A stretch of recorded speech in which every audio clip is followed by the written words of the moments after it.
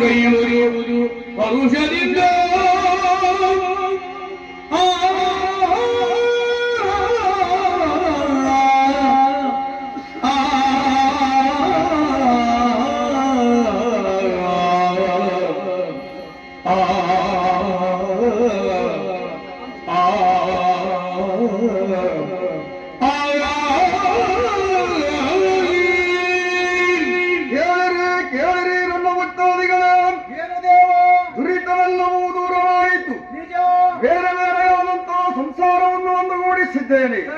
ಈ ಸುಗಳಿಗೆಯಲ್ಲಿ ಕೆಲವಷ್ಟು ಕಟ್ಟುಪಾಡುಗಳನ್ನು ತಿಳಿಸುತ್ತೇನೆ.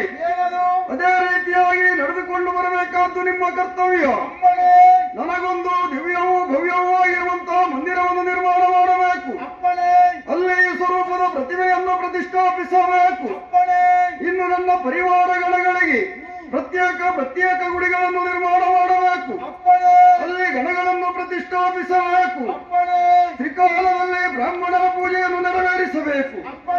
ಕ್ಷೇತ್ರ ನಿರ್ಮಾಣವಾದ ಮೇಲೆ ವರುಷಕ್ಕೊಮ್ಮೆ ಮಕರ ಸಂಕ್ರಾಂತಿಯ ದಿನದಂದು ವಿಶೇಷವಾದ ಹಾಲಪ್ಪ ಕೆಂಡ ಸೇವೆಯನ್ನು ನೆರವೇರಿಸಬೇಕು. ಇನ್ನು ನನ್ನ ಕ್ಷೇತ್ರದಲ್ಲಿ ದಿನಾಲು ನಡೆಯಬೇಕಾದಂತಹ ಸೇವೆಗಳು ಮಂಗಳಾರತಿ, ಹೂವಿನ ಪೂಜೆ, ರುದ್ರಾಭಿಷೇಕ, ರಂಗಪೂಜೆ, ಹೀಗೆ ಇತ್ಯಾದಿ ಸೇವೆಗಳು ಕ್ಷೇತ್ರದಲ್ಲಿ ದಿನಾಲು ನಡೆಯಬೇಕು. ಇನ್ನು ನನಗೆ ಪ್ರೀತ್ಯರ್ಥವಾದಂತಹ ಸೇವೆ ಅದುವೇ ಬೆಳಕಿನ ಸೇವೆ. ಬೆಳಕಿನ ಸೇವೆ ಅಂದ್ರೆ ಏನು ದೇವರೇ? ನನ್ನ ಚರಿತ್ರೆಯನ್ನು ಯಕ್ಷರೂಪಕದಲ್ಲಿ ಆಡಿ ತೋರಿಸುವಂತಹದ್ದು. ಅದಕ್ಕೆ ಯಕ್ಷಗಾನ ವೇಲಾಟ ಎನ್ನುವಾಗ ಇನ್ನೊಂದು ಹೆಸರು.